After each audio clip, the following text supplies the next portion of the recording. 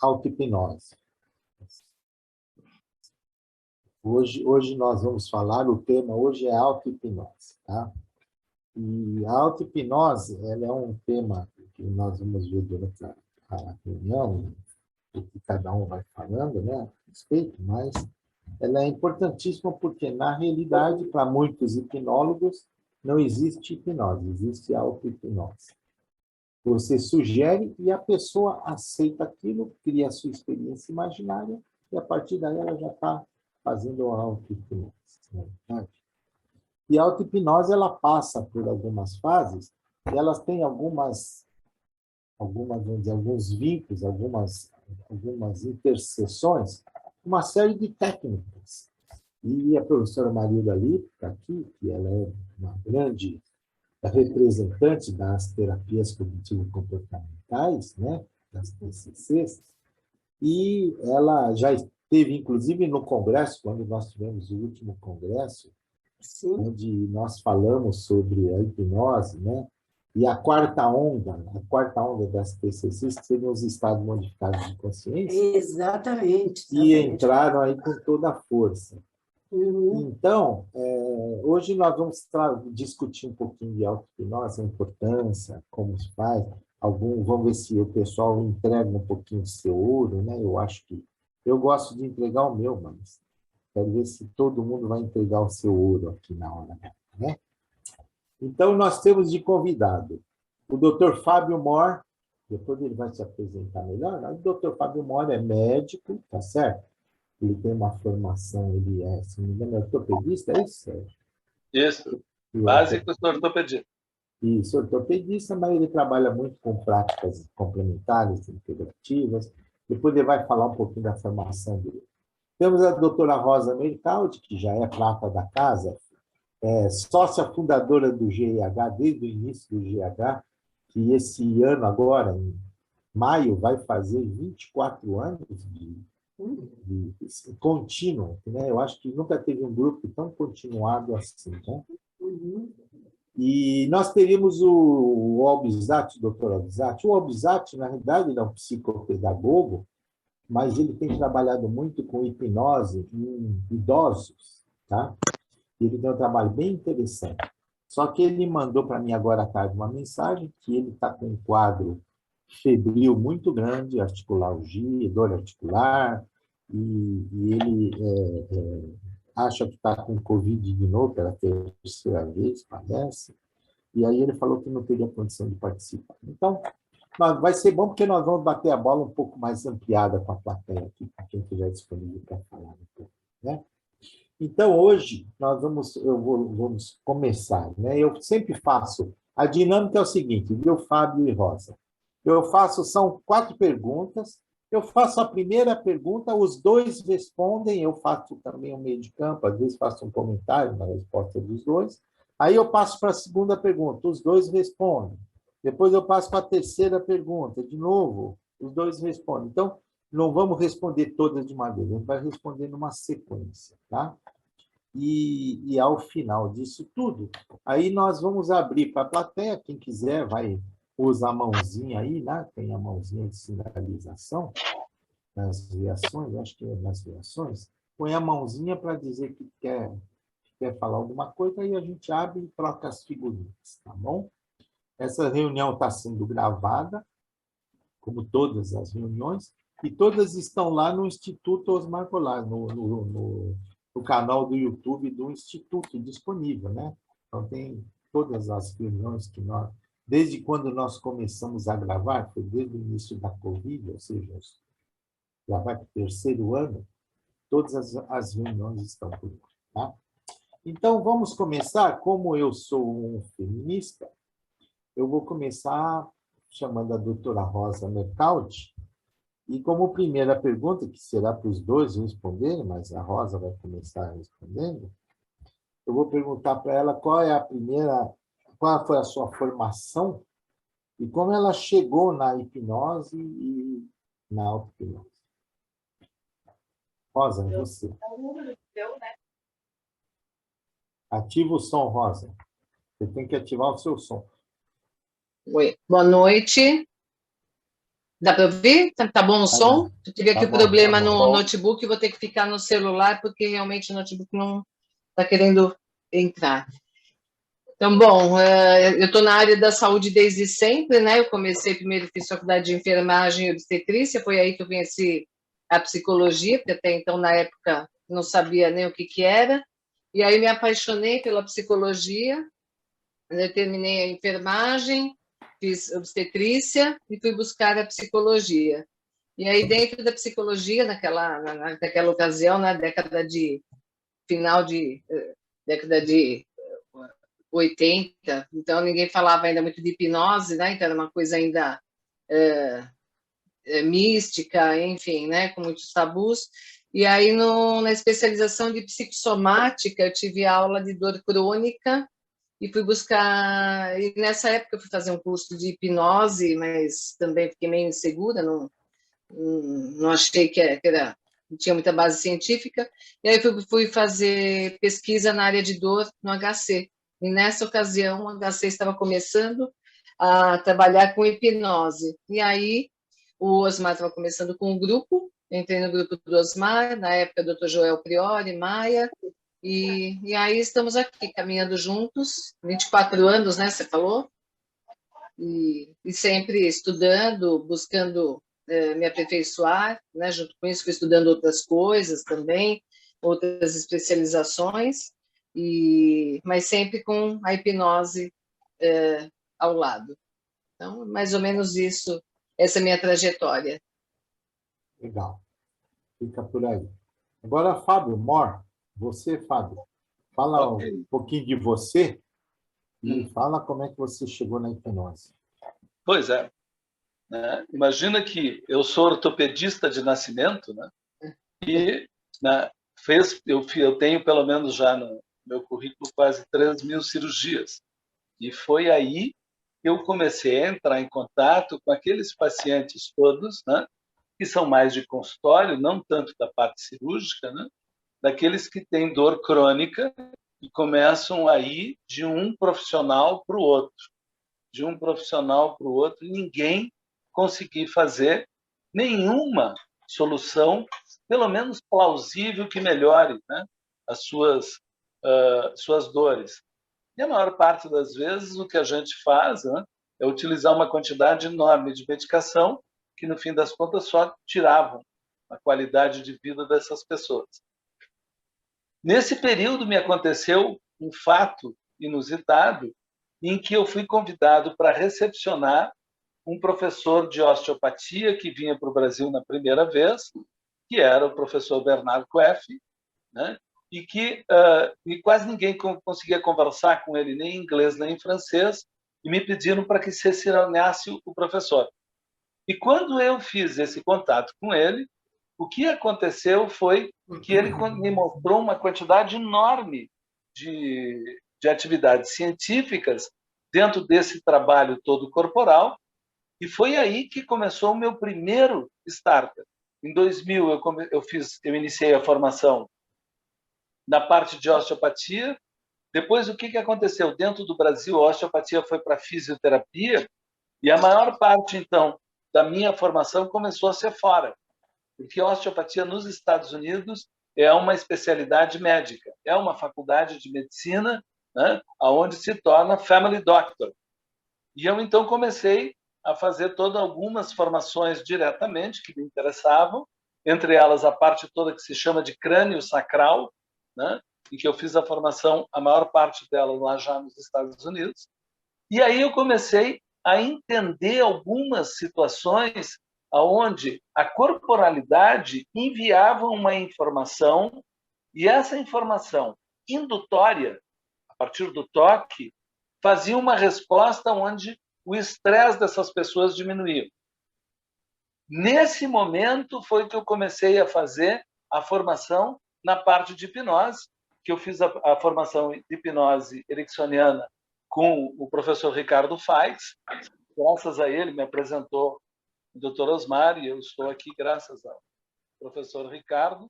Né? É uma pessoa que eu adoro, certamente vocês conhecem, sabem de quem eu estou falando. E o Ricardo me treinou na parte dessa mudança para a hipnose, onde eu comecei a ver que e isso foi o meu trabalho, meu TCC dentro da formação, de que toda indução era uma maneira de sugerir. E essa indução trazia uma resposta dentro do funcionamento cerebral. Né? Com isso, a Universidade de Harvard começou a entrar em contato, uma coisa meio aleatória, sobre o trabalho de medicina mente-corpo que o professor Herbert Benson realizava na Harvard. E eu me interessei e acabei fazendo treinamento clínico também na universidade. E aí sim, né, comecei a ver todo esse trabalho, mas também tive a alegria muito grande de poder mostrar um trabalho com hipnose tocada, quer dizer, por indução, né? Isso na discussão do Ernest Rossi, ele chama, né? Não é a sugestão, é a indução, né? Onde, então, se obtinha resultados muito rápidos, né? De entrada de transe e de auto-hipnose. Daí depois a gente vai entrar com calma ali na situação. Bem, eu ainda achei que isso não era o suficiente, acabei fazendo outras formações. Uma outra formação mais adiante foi a formação de analista junguiano, porque eu comecei a ter a necessidade, né, até por eu ser médico, né, as pessoas começavam a me levar a problemas extremamente graves, né, que eu não tinha condição como ortopedista ou como médico, por mais que eu tivesse estudado. Eu, então, entrei, fiz a formação de 4 anos de analista e trouxe junto toda essa formação. Eu vou da parte corporal do meu paciente até o entendimento todo da parte de sonhos. Com os sonhos, a gente volta, faz a auto-hipnose e faz todo o trabalho dentro do consultório. Acho que é por aí, Osmar. Tá certo, tá bom. Isso, realmente é um trabalho interessante, você fez um caminho bem interessante e a gente está curioso para saber um pouquinho mais de como é esse teu trabalho. A segunda pergunta, que a gente vai fazer para motivar, porque depois que acabar essas 4, aí a plateia pode fazer, a gente vai trocar figurinhas, né?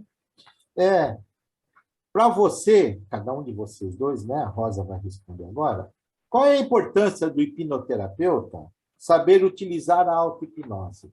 Porque eu conheço um monte de hipnoterapeuta que não tem noção, não sabe, não gosta, não pratica, nunca praticou pessoalmente, né? Eu acho que o hipnoterapeuta que não pratica a hipnose, ele está deixando a desejar em alguma prática aí na sua vida. Mas eu gostaria de saber de vocês qual é a importância de um hipnoterapeuta saber lidar com a auto-hipnose. Rosa. Oi.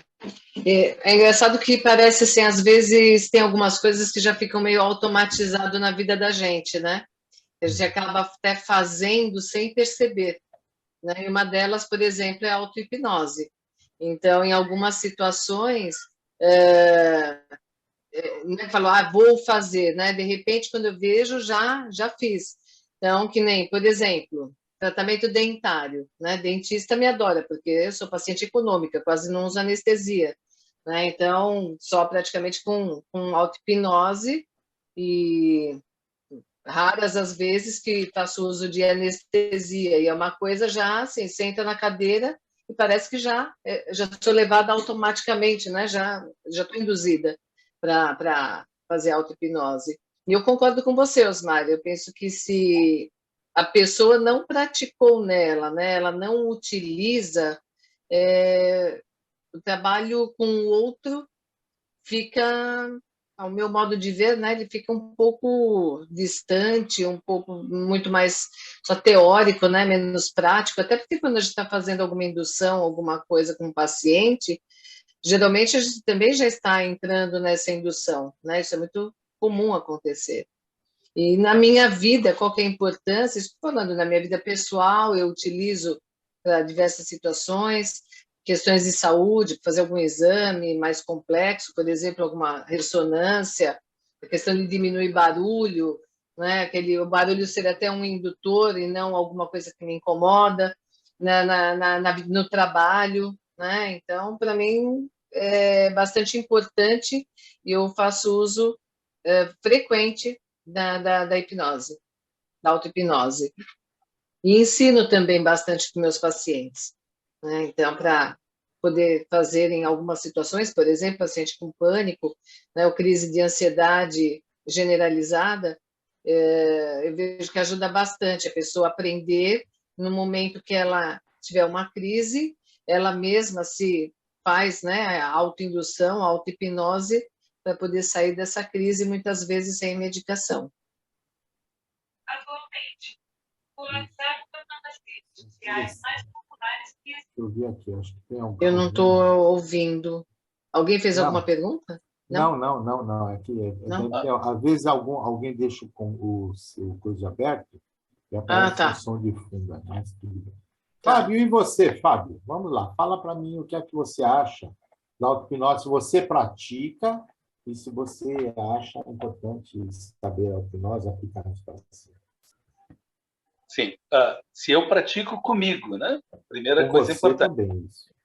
Então, claro que sim, não tenha nem dúvida. Uma das melhores coisas que a gente descobre depois que estuda hipnose é a auto-hipnose.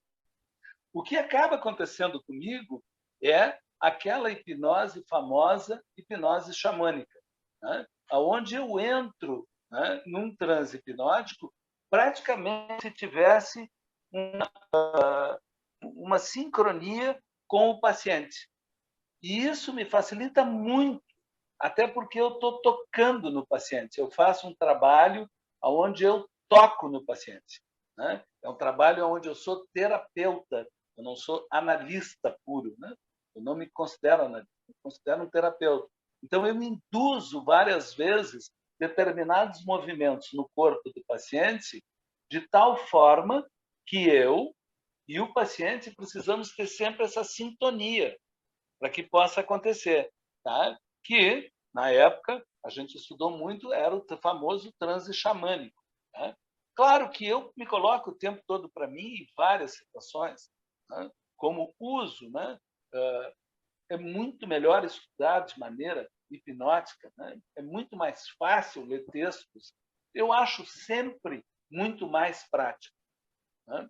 Então, eu utilizo bastante. Eu utilizo muito nessa coisa com os pacientes. Porque como os meus pacientes são pessoas de dor crônica, e muitas vezes determinados gatilhos de expressão dessa dor não dá tempo de chegar no médico, eles precisam ter esse sistema funcionando dentro deles. Né? Eu me baseio muito lá numa técnica que me foi mostrada bem no começo lá da minha formação, do Jay Haley, que dizia: minha voz irá contigo. Né? Então, eu digo para os meus pacientes que o meu toque irá com eles. Né? Meu toque está contigo. Toca a mão de tal forma como tu me percebesse. Eles não vão saber fazer o trabalho todo que a gente induz de crânio sacral, né? Osteopático, mas eles sabem que eles têm a memória indutora da minha mão, com o peso que tem, e com isso dispara um sistema dentro do cérebro de auto-hipnose. Então, eu indico direto, os pacientes todos meus, né, eles ficam contando, quando eles estão com disfunção gástrica junto e com dor nas costas, que eles mesmos se tocam e se lembram de tudo isso aí e vão fazendo todo esse desembaraço necessário para o autotratamento. Na realidade, eu acho que não existe uma hipnoterapia pura sem a auto-hipnose. Todos utilizam a auto-hipnose. Às vezes você pode não fazê-la formalmente, mas ela está inserida nas suas sugestões pós-hipnóticas, ela está inserida no trabalho que você faz, né? Eu não canso de dizer que é muito comum a gente ver os terapeutas, quando acabam a terapia, dizerem assim, fazer a famosa frase do Coé, lembra do Coé? Dizia assim: a cada dia que passa, sob todos os pontos de vista, você vai melhorando cada vez mais. Bom, ou seja, é bem inespecífica, como Milton Erickson dizia, né? Artisticamente inespecífica. Mas o paciente sabe o que isso quer dizer, não é verdade? E na realidade, esses pacientes terminam absorvendo essas orientações e isso termina se tornando... Vocês estão me ouvindo? Estão me ouvindo bem? Uhum. E tem um barulhinho aí, já que eu acho que tem alguém que está com algum barulho. Deixa eu ver se é aqui. Os pacientes terminam absorvendo todas essas orientações, né? E a gente não pode esquecer que um dos trabalhos mais, vamos dizer, um dos primeiros trabalhos que começaram com auto-hipnose, né, foi exatamente a última aula, a última reunião que o Ricardo Faix fez, que ele fez sobre 100 anos, ele falou, 100 anos de treinamento autógeno do Schultz. E o Schultz, tá certo? Que era um fisiologista também, psiquiatra, fisiologista, né? E da mesma época do Kretschmer, eles foram juntos, e eu gosto muito de falar da teoria do Kretschmer, né? Aqueles tritonos dele, que mexe com toda a fisiologia. E o Schultz, o Kretschmer e o Schultz, eles foram contemporâneos na Alemanha, e era bem interessante como eles conversavam, eles trocavam ideia, a ponto do Kretschmer dizer no livro dele, né? Apesar de estar em alemão, eu tenho o livro dele, mas tem um pedacinho que eu traduzi, que ele diz assim que o trabalho mais importante que teve do ponto de vista de terapia, na época não chamavam cognitivo comportamental, mas já era comportamental, né? O trabalho mais importante que tinha, ele falava que era do Schultz. E ele, no livro dele, já citava o Schultz. E o Schultz, a gente sabe que ele trabalha muito com aquela técnica de relaxamento, né? Começa com as técnicas de relaxamento, respiração, e depois vai fazendo as sugestões. Tem a primeira fase, né? A primeira fase e a segunda fase do Schultz. A primeira fase é uma técnica de relaxamento, principalmente. Tá? A segunda fase do Schultz, quer dizer, o segundo tempo das técnicas do Schultz, é que eram os tempos realmente que trabalhavam com hipnose, com auto-hipnose. Bem interessante, quem não conhece, acho que vale a pena ver direitinho os dois tempos do Schultz. Tá? Eu queria perguntar para os dois o seguinte, na prática clínica de vocês, tá certo? Na prática clínica, fala aí umas duas ou três, cite aí umas três aplicações mais comuns que vocês usam, e dá um resuminho rápido, né? Eu gostaria que cada um respondesse em 3, 4 minutos, mas que dê uma explicaçãozinha rápida de como é que vocês, qual tipo de sugestão, como é que você trabalha nessas A ansiedade, situações. né? Acho que a ansiedade é número 1. Ansiedade, acho que é a número 1. Acho que é a que ganha ultimamente, principalmente ultimamente, né? Isso aumentou bastante. E, para mim, pelo menos, é muito ansiedade, depressão, né? E questões também de insegurança, medos, fobias, dor. Mais. Como é que você faz com ansiedade, Rosa? Relaxamento de Schultz. Se a pessoa não consegue relaxar, né? Porque tem pessoas que no primeiro momento querer fazer o relaxamento é pior, a pessoa só piora. Então vai depender do paciente. Se conseguir fazer o relaxamento de Schultz, fazer o relaxamento, depois indução ou com o ar azul, né? Ou sentindo, conseguindo controlar, né, a depressão, transformando essa depressão. Está falando de depressão, não, de ansiedade, né? Desculpa, de ansiedade. Eu bati aqui no celular, ele quase caiu, aí fiquei preocupada em não deixar ele cair, me perdi aqui. Então, fazer o ar azul, né? Então, respirando o ar azul, expirando o ar cinza, ou se a pessoa gostar de outra cor, e aí buscando essa calma, né? E levando isso para dentro. Ou aquela de se colocar, né, uma bexiga amarrada no pulso, com ansiedade ou com medo, e vendo ela se soltando, indo embora, indo para longe, lá se transformando. Que mais? Sentindo, né? Estando em contato com o corpo também, porque quando a pessoa começa a fazer o contato com o corpo, ela está saindo do foco daquilo que ela está sentindo, da ansiedade, e começa a ter um controle maior. Né? Então, levar a atenção no coração e na respiração, trabalhar junto com o coração e a respiração e o coração, né? E o pensamento. Mas A técnica também do jardim, eu gosto bastante dessa daí. Essa eu modifiquei aí um tempo atrás, acabei fazendo minha conta, né, de levar para um jardim, nesse jardim buscar um lugar tranquilo, seguro, e sentar debaixo desse lugar e ali ficar, né, ouvindo passarinho, ouvindo barulho de Contemplando, né? água, isso, né? Então, também desfocando a atenção daquela sensação que ele ou ela estava sentindo, né? Então, essas algumas das técnicas. E assim, eu tenho muito de, na hora, né, de repente, crio uma metáfora ou trago uma metáfora, então vai depender muito da situação. Do que o paciente traz, né?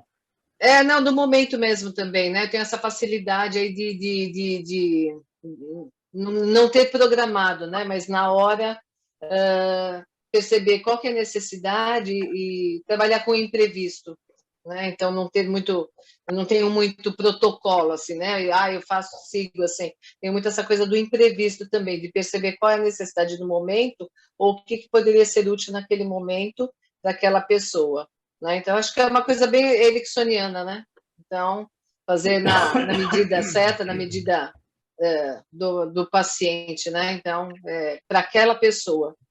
Tem algumas técnicas aí que a gente usa, né? Que elas são praticamente essas que eu falei, a gente pode usar para qualquer pessoa, mas assim, eu tenho muito essa questão de trabalhar naquele momento, né? Na medida daquele paciente, daquela hora.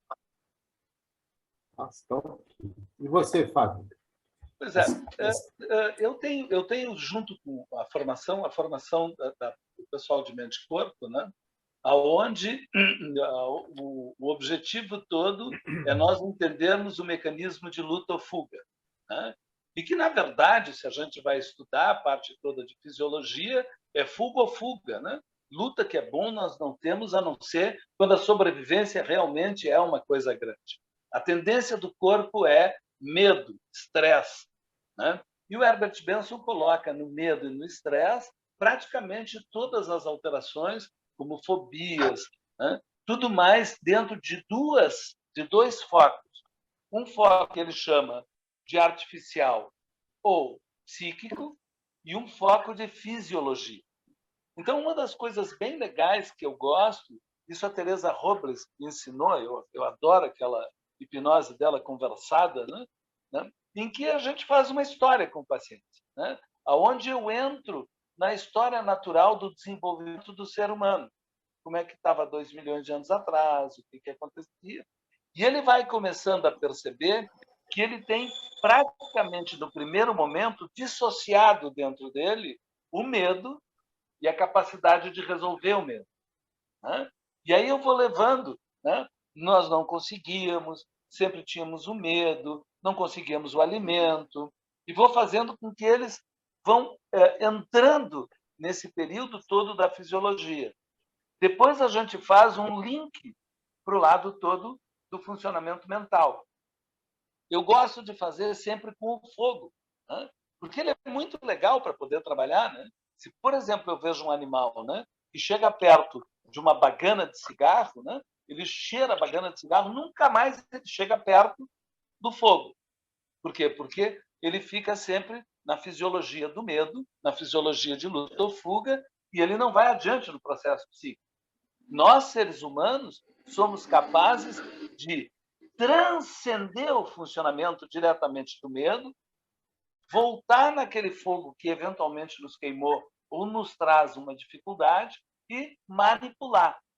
Então, eu vou mostrando, né, de um lado para o outro, que existe todas as alterações, que ele tem componentes fisiológicos, mas uma habilidade muito grande do funcionamento psicológico para poder evoluir.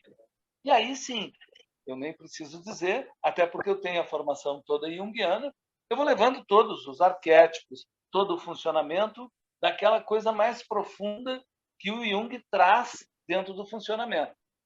Junto com isso, uma das coisas que a gente consegue fazer com muita facilidade é fazer o paciente, naquilo que é chamado lá no funcionamento junguiano de imaginação ativa, que é um transe, né, muito forte, alto transe, né? Onde a pessoa realmente lida com os processos todos psicológicos e o funcionamento todo da fisiologia junto. O Jung não conseguia colocar a fisiologia por completo junto, até porque ele não tinha, né, esse tipo de conhecimento na qualidade. Ele cita várias vezes isso, mas não leva adiante, né? E o Milton Erickson, né, mostra isso muito bem, na minha opinião, quando ele treina o Ernest Ross, né, que é um cara junguiano, né, e é um cara ericksoniano, fazendo um trabalho maravilhoso. Ele é o meu ídolo. Né? E agora o Richard Hill mostrou todo um outro trabalho muito interessante, que é o Mirroring Hansen, que é outro trabalho também maravilhoso de entendimento também de fisiologia junto com o processo mental. Fico à disposição. Assim, o que quiseres, eu continuo. Não, Se tá deixar bom. eu falar aqui, eu viro. Não, tá ótimo. Vai ter oportunidade de falar. É interessante a gente perceber as linhas, né? Como eu eu tive uma especialização em medicina comportamental e depois em psicoterapias cognitivo-comportamentais, a minha linha é um pouco mais comportamentalista. E é interessante a gente ver o seguinte, eu falo sempre isso nos cursos, né? Quando a gente vai ver, por exemplo, o Beck, quando ele começou, o Beck ele vinha da psicanálise, ele usou as bases da filosofia da psicanálise dentro de um entendimento, isso na década de 60, por aí, né? Então, ele trabalhou com isso, uma visão um pouco mais psicanalítica, mais... E se a gente olha os hipnoterapeutas antes, os comportamentalistas, e olha só, os comportamentalistas começaram nos laboratórios, não é verdade? Se a gente vê, todos os comportamentalistas começaram nos laboratórios, porque eles vinham com a ciência, lógico, a ciência da época, o possível da época, mas eles vinham da ciência. E é interessante a gente perceber, por exemplo, o Benson, o Herbert Benson. O Benson, na década de 50, quando ele começou a falar do estresse e tal, tem todo um trabalho, quando eu dou aula, eu falo muito do Benson também, mas, na realidade, um pouquinho antes dele, o Kretschmer determinou aqueles três tônus. Tônus neuromuscular, tônus neurovegetativo e tônus psicoemocional. E o Kretschmer já dizia que se você relaxasse o tônus neuromuscular, automaticamente você teria um relaxamento, uma diminuição do tônus neurovegetativo. E com todos os benefícios da diminuição do estímulo simpático, diminuição da frequência cardíaca, diminuição da pressão arterial e uma série de outras alterações, tá? Fisiológicas. E, ao mesmo tempo, quando isso acontecia, automaticamente acontecia o relaxamento neuropsíquico ou psicoemocional. E com esse relaxamento psicoemocional, você tinha diminuição do estresse, diminuição da tua resposta, da tua reatividade, você tinha um aumento da tua capacidade de foco, você tinha um aumento da tua capacidade de fixação memória, você tinha aumento da sua tolerância aos estímulos, inclusive estímulo doloroso, tal, parece que você conseguia suportar mais. Então, quer dizer, este ciclo do Kretschmer, tá, que foi na década de 30 que ele fez, e logo depois ele usando ainda o trabalho que eu já falei, né, do Schultz, os dois fizeram depois uma série de outros, né, pessoas grandes como o Benson, por exemplo, ele reformulou, ele reorganizou aquilo de uma maneira diferente, a moda dele criou. É interessante porque eu tenho o livro do Benson, um livro desse tamanho assim, e a resposta de relaxamento, né, é bem interessante trabalhar com resposta de relaxamento. E é interessante porque o Benson ele tem um estudo, a fisiologia, inclusive fez comparação entre técnicas da hipnose, da e das meditações. Ele pegou Hatha Yoga, um monte de formas de meditação, eu mostro sempre esse trabalho, e ele fez um comparativo com a fisiologia. Então, por exemplo, eu gosto de usar a fisiologia trazendo para a hipnose. O pessoal que vem da psicanálise, vem de outras linhas, mais humanísticas, gosta de trazer esse aspecto que você trouxe. Mas é interessante como as duas se complementam. É igual eu aprendi com a professora Lippe, naquele congresso, quando ela falou que as terapias cognitivo-comportamentais tinham a grande vantagem de aceitar todas as outras práticas. Se a pessoa está usando remédio, não vou criticar, continue tomando seu remédio, mas vai fazer essas práticas. As práticas cognitivo-comportamentais, elas se juntam e elas aceitam tudo.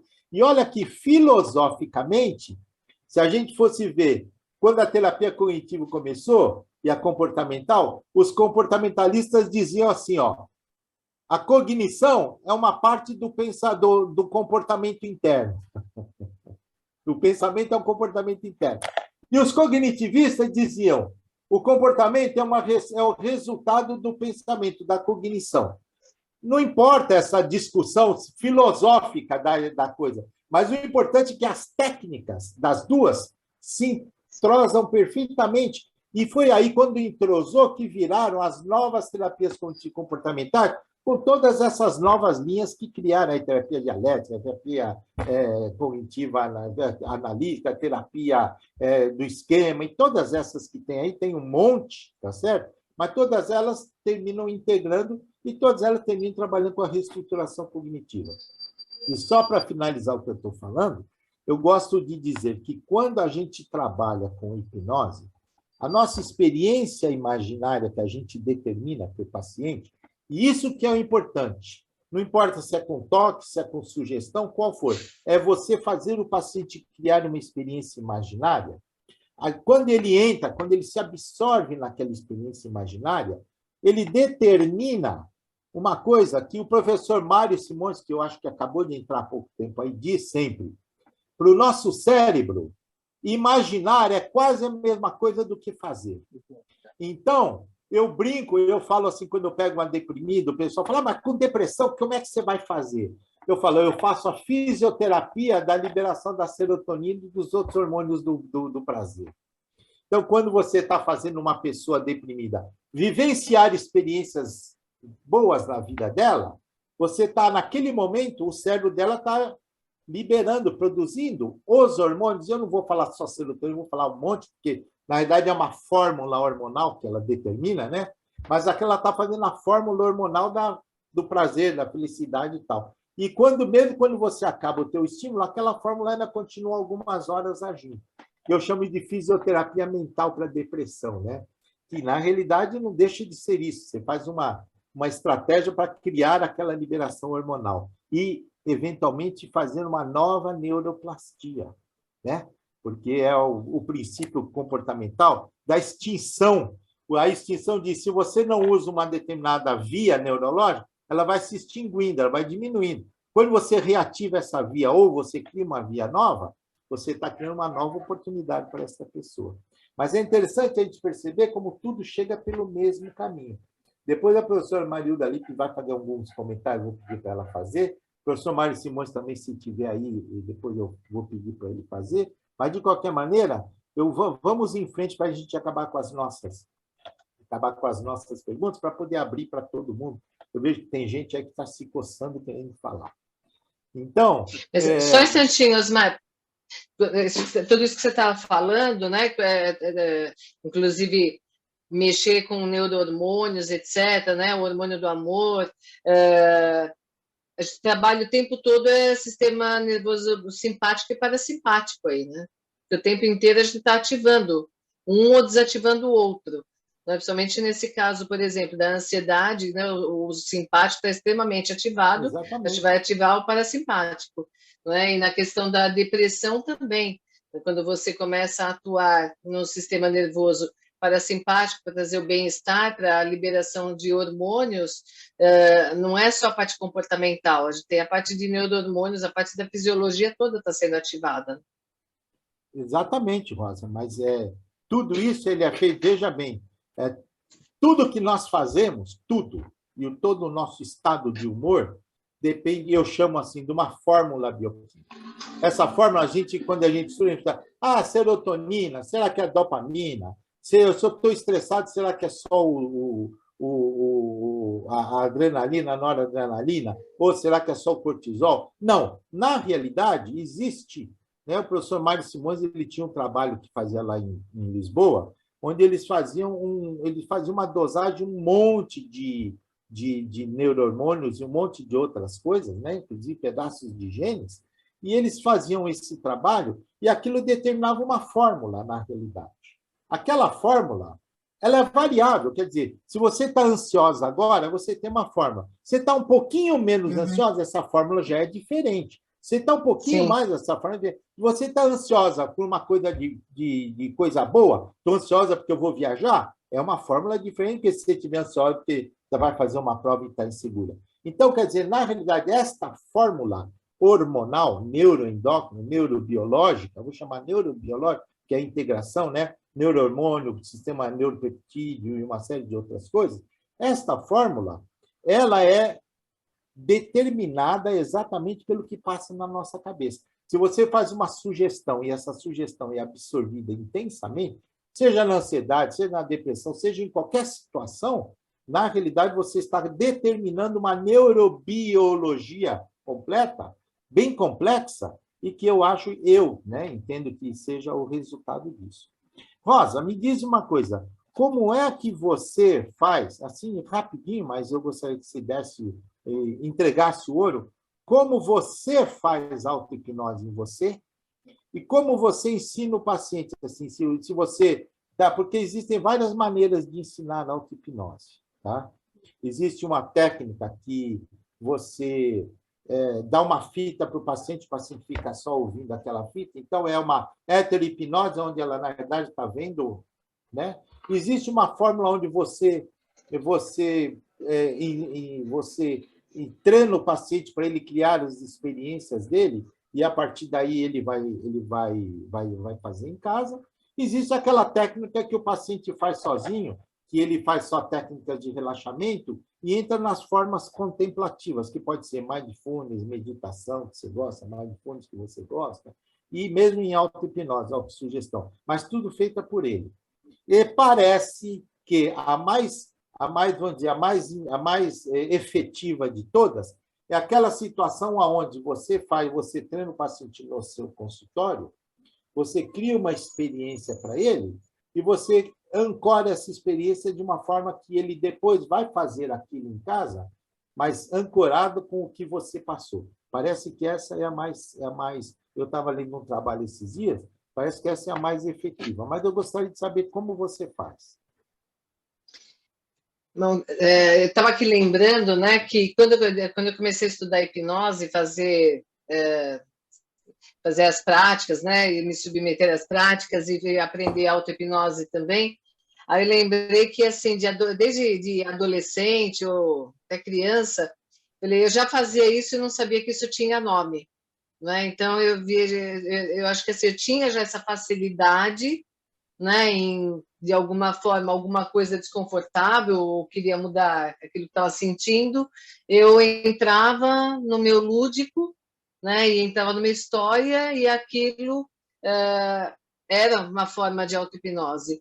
E o que eu faço hoje? Para mim, vai depender da situação, né? Então, tem essa facilidade, né, de mergulhar, de entrar numa história, num cenário, e ali, numa praia, num jardim, enfim, em algum lugar, ou até, né, se é uma situação de uma ansiedade de algo para acontecer, uma coisa de futuro, até do sucesso sucedido, né, da gente criar a cena, se ver lá na frente, aquilo realizado, acontecido, e a gente se vê com a situação já realizada e como eu me sinto quando aquilo já aconteceu.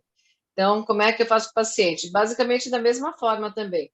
Ou eu gravo um áudio, e a pessoa pode ouvir esse áudio, ou eu faço no consultório, e através daquilo que a gente fez, você pode estar fazendo em casa da mesma forma, né?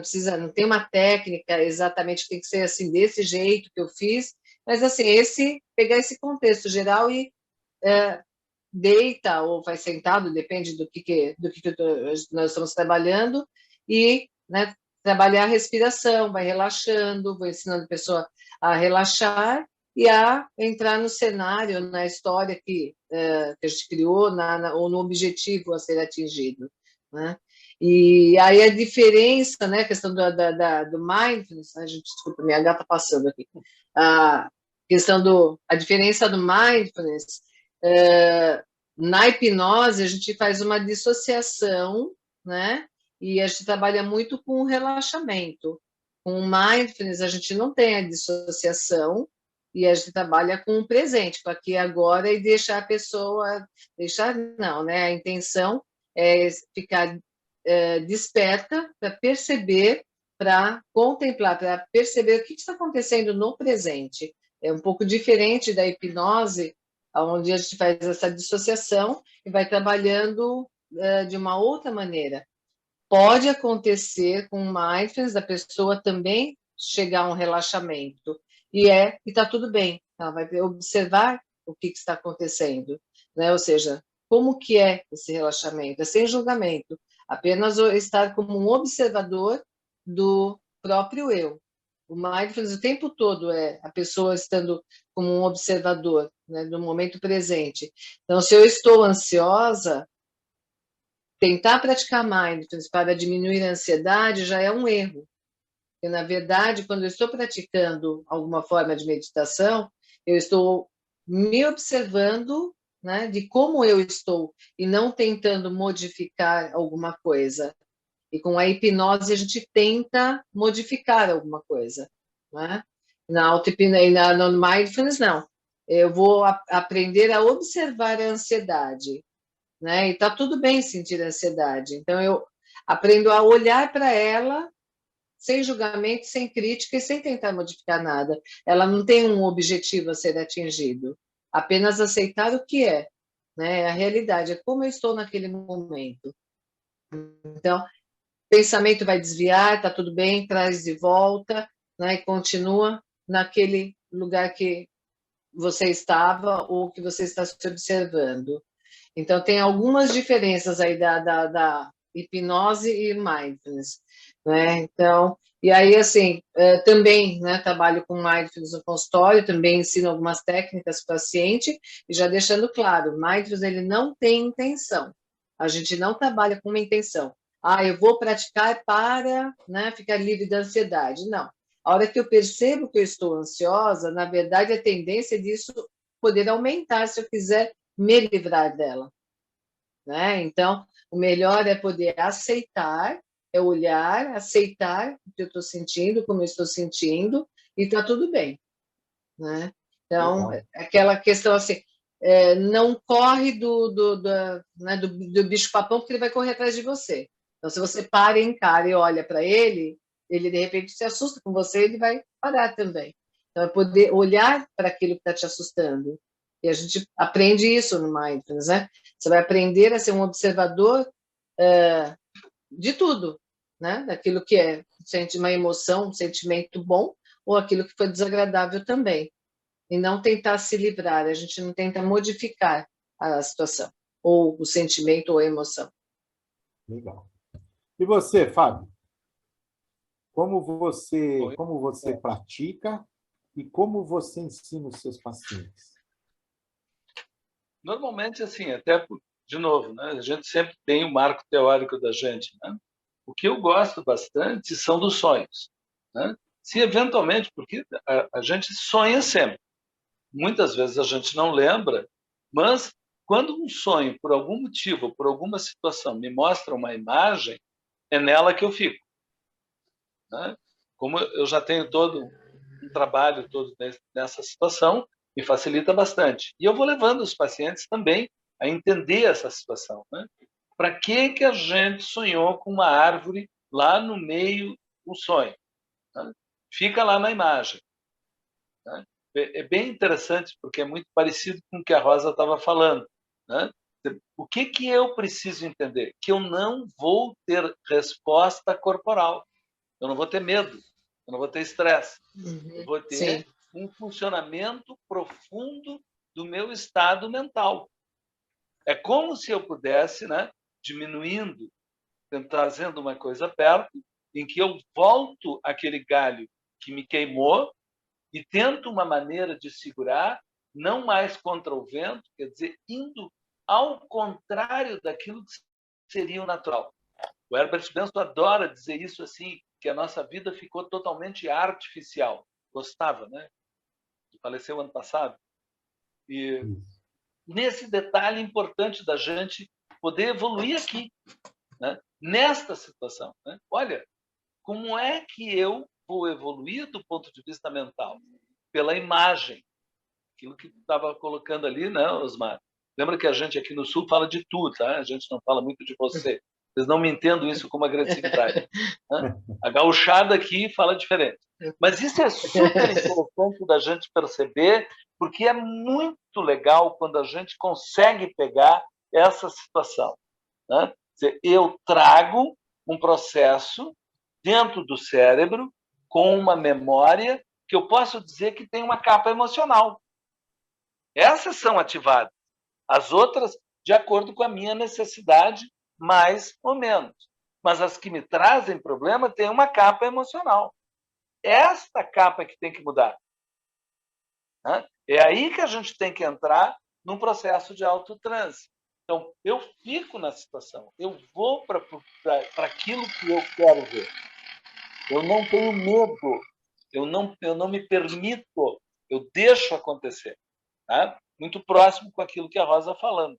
Claro que existem pacientes que estão num momento muito forte, é muito melhor a gente trazer e tirar, né, Rosa? Daquele estresse todo, porque senão a coisa vai demorar ou eu corro riscos, né, de levar para algum problema mais profundo na área psicológica do paciente. Então, eu preciso ir medindo isso. O meu comum é esse, né? Normalmente, a gente fala de sonhos, os pacientes adoram ir contar os sonhos, né? E a gente mostra para eles, né, o que está o sonho trazendo de imagem, como aquilo está funcionando no funcionamento mental e no cérebro dele, como isso está mexendo nele, e ele, então, vai trabalhando nisso aí. Fica no teu sonho. Minha voz irá contigo. Minha imagem vai contigo. Né? Meu toque vai contigo. Jay Haley, muito presente. Né? Eu acho muito legal, né, de pegar aquele velhinho lá, né, que nem sei, eu acho que ele faleceu na década de 70, né, mas com essa profundidade grande do trabalho, quando a gente consegue entender que vai por aí. Então, eu levo, Osmar, também trabalho comigo sempre nessa situação de ficar na imagem, de buscar a imagem, de entender a imagem, né? De trazer um contato de tal forma que eu me perceba um animal cada vez com menos necessidade de medo ou de estresse. Tá? Medo e estresse, lá para a medicina mente-corpo, lá do Herbert Benson, elas são sinônimos, né? No funcionamento deles lá. Legal, é interessante a gente... Posso só complementar uma coisa aí, Osmar? Posso pegar um gancho aí do Fábio? Então, Fábio, eu também sou junguiana, viu? Eu também adoro sonhos. Que bom. E hoje, o que eu percebi, dentro disso que nós estávamos falando, uma coisa que eu percebo muito, né, que a gente está vivendo uma era da felicidade a todo custo, não é? E isso daí está sendo muito tóxico, na verdade, porque a gente nunca teve tanto apelo, né, e tanta obrigação de ser feliz em um nível tão alto de suicídio e de depressão. Né? Então, na verdade, é um antagonismo muito grande. E a gente percebe muito isso no consultório, principalmente quem trabalha com adolescente, adulto jovem, né? Essa questão de, não, né? A pessoa não quer, alguém que esteja para baixo, não quero perto de mim, essa energia ruim, e não sei o quê, e as redes sociais, né? O quanto elas contaminam, e as pessoas olham e estão vendo apenas aquilo que está estampado, né? Aquela figura que está postada ali. Então, ali a pessoa só vê o mundo feliz do outro, né? Que, na verdade, a gente nem sabe se feliz é.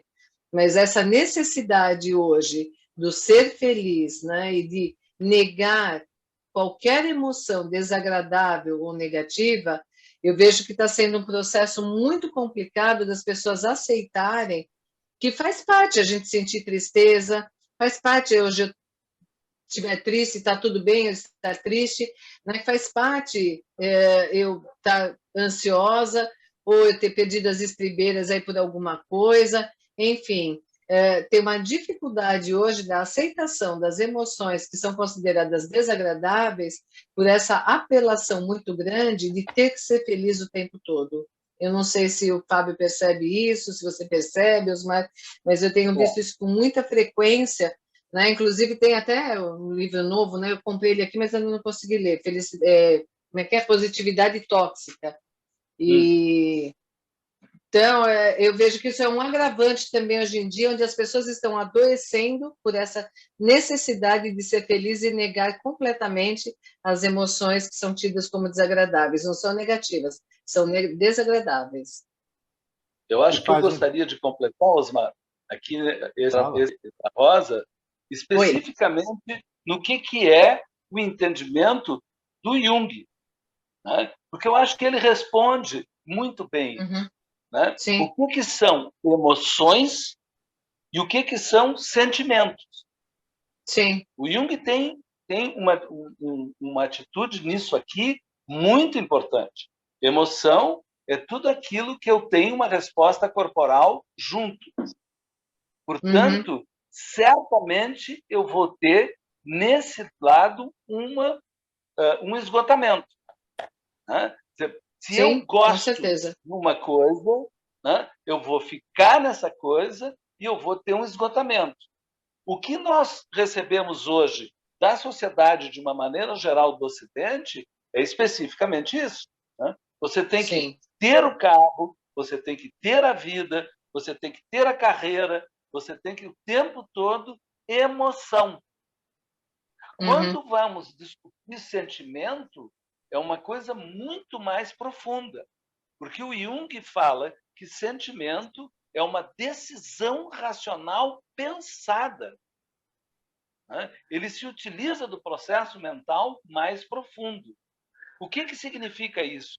Que eu vou tomar uma atitude perante um sentimento, que eu vou transcender ao funcionamento corporal nesse sentimento. Isso não significa que eu vou retirar os processos emocionais, mas sim que eu vou, como ele gosta de usar a palavra, educar. Transcender. Isso, né? Nesse momento, eu acho muito interessante, isso eu faço bastante dentro do trabalho, né? Mostrar o que são emoções e o que são sentimentos.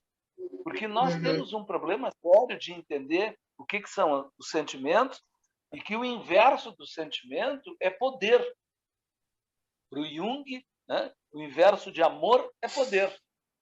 Né? Então, tu vê que entram conceitos muito mais profundos, né, muito mais claros quando chegam aí e facilitam o paciente a não ter essa ideia gravíssima de se jogar na vida buscando o tempo todo sensação. Resultado, se eu não consigo sensação, eu vou buscar no meu corpo, né? Eu vou começar a me cortar, eu vou começar a abusar de drogas, eu vou começar a abusar de comida. Ou então, até hoje em dia, uma coisa mais interessante que eu vou fazer exatamente o contrário, eu vou parar de comer. Né? Porque comida faz mal. Né? Eu percebo todas as coisas e não consigo entender que o que eu preciso fazer na vida é educar emoções. Não me lembro de ter falado de amputar emoções. E aí sim, essa coisa que a Rosa fala, vai ser triste também, vai ser alegre, a vida vai ter tudo isso. Né? Todas essas coisas facilitam para que tu te sinta um ser humano. Isso eu acho muito legal. Fecho meu parênteses aqui. É interessante a gente perceber essa... É uma pena que o Célinho não esteja aqui, porque o Célio também é psicanalista e trabalha com hipnoanálise. E é interessante como vocês, de certa forma, também trabalham com esta leitura psicanalítica dentro da linha junguiana. Não dá para separar, né, Osmar? Isso já está intrínseco. Então, mas para quem trabalha, para quem tem essa formação em psicanálise, não é verdade? Da mesma maneira, quem tem uma formação mais, vamos dizer, da linha comportamental pura, você tem todas, Rosa, que eu sei, porque você fez medicina comportamental.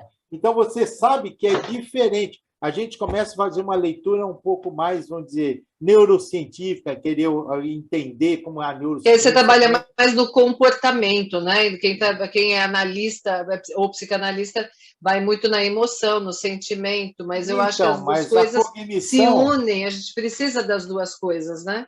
Então, é uma leitura, a leitura é diferente para depois chegar nas mesmas estratégias, muitas vezes as mesmas estratégias, né? Eu queria só lembrar uma coisa interessante que eu gostei que a Rosa afirmou aqui, que as técnicas contemplativas, tá? Nós temos as técnicas contemplativas que são as técnicas onde são as meditações.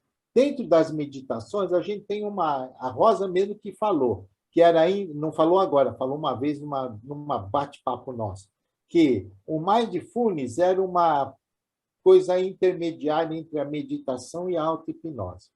O que é interessante é que eu até publiquei um artigo, acho que saiu na revista Caribenha, sobre meditação, mindfulness e auto-hipnose, né? Sobre os aspectos vamos dizer, teóricos e, na realidade, definições dele.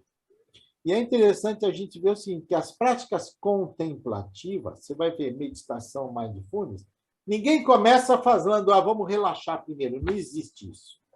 E as técnicas contemplativas, elas não têm meta.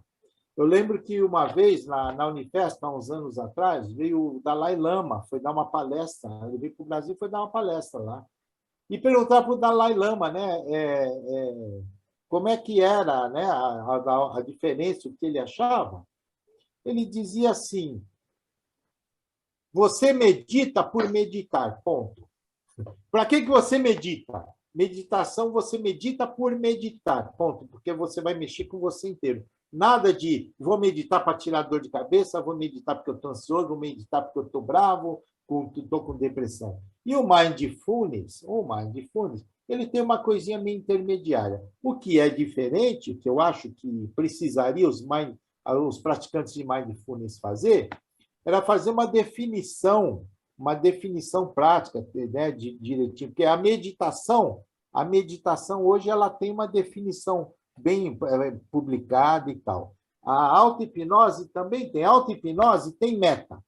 Se tem uma meta, é auto-hipnose, tá certo? Agora, existe uma auto-hipnose, que é aquela auto-hipnose só de relaxamento, onde você faz uma técnica qualquer de relaxamento, pode ser do Benson, pode ser do Schultz, pode ser qualquer técnica de relaxamento, e depois que você relaxou, você passa para uma técnica contemplativa, pode ser mindfulness, pode ser meditação, pode ser o que for, você associa as duas, para você se manter relaxado por um delta T, tá certo? Isso seria uma auto-hipnose neutra, que eu chamo, porque ela não tem uma sugestão definida. É diferente daquela auto-hipnose que está assim, eu vou fazer uma prova amanhã, então eu faço uma auto-hipnose, eu estou me vendo o sucesso sucedido, que é eu comemorando o sucesso do que eu ia fazer. Né? Na realidade, o sucesso sucedido é você comemorar o sucesso do que você está pretendendo fazer. Seria uma maneira de você diminuir a sua ansiedade. Então, quer dizer, a auto-hipnose tem a sua definição, mindfulness ainda não tem. Tá? Mas eu acho que logo deve tem, né, Osmar? Que apenas é o estar presente. Mas é processual, processual. A definição não está publicada, né? Eu estou falando isso quando a gente fala publicar. Porque é uma meditação por atenção plena, porque assim, na verdade, o que a gente tem? Então, assim, tem as práticas meditativas e mindfulness, né? E preconiza-se que, na verdade, as práticas meditativas se utilizam de mindfulness, né? Porque qual a diferença? Que as práticas meditativas elas podem estar ligadas a alguma crença religiosa e o mindfulness ele é laico, ele não está vinculado a nenhuma religião, né? Então essa é a diferença básica. E a questão é exatamente isso. O que o Jon Kabat-Zinn fala? É apenas isso. É estar presente. Mindfulness é isto, é estar presente. É o que é. Né? Como eu estou me sentindo agora. Né? Então, por exemplo, na hora que não está funcionando aqui meu notebook, comecei a ficar apreensiva, porque eu tenho um compromisso com vocês, comecei a ficar ansiosa. tudo isso começou a motivar o quê, né? A mobilizar o quê? Todo meu funcionamento simpático para eu poder resolver a situação, que é o lutar, né? Que o Fábio estava falando, que eu precisava enfrentar essa situação e resolver. Enfim, depois não resolveu, fui por outra via, foi baixando e agora, né, no estado normal.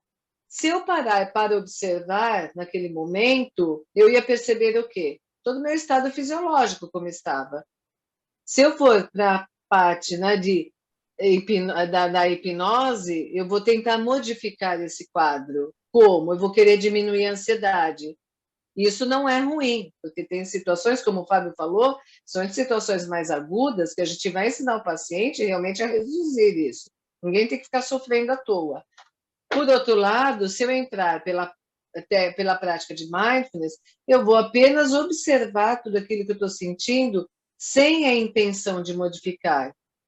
Né? Então, apenas aceitar como as coisas são, como elas estão nesse momento.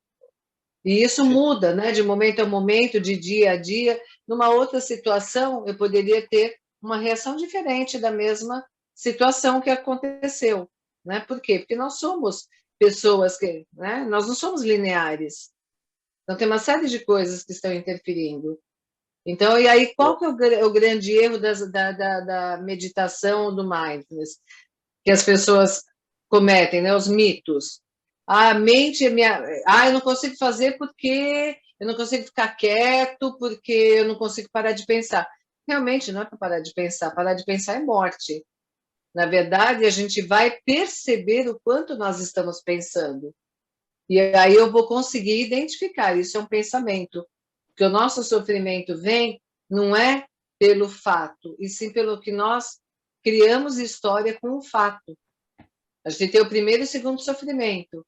Né? Então, o primeiro sofrimento, ele é apenas, às vezes, um fato. Nós vamos sofrer em função das histórias que a gente vai criando em cima desse primeiro sofrimento. E, geralmente, a gente vai atuar exatamente o quê? No segundo sofrimento, não no primeiro. Que são as histórias que a gente vai criando em cima, e aí é onde vai ficando, mas e se? E aí vai, né? De repente você fala assim, mas isso tudo está acontecendo?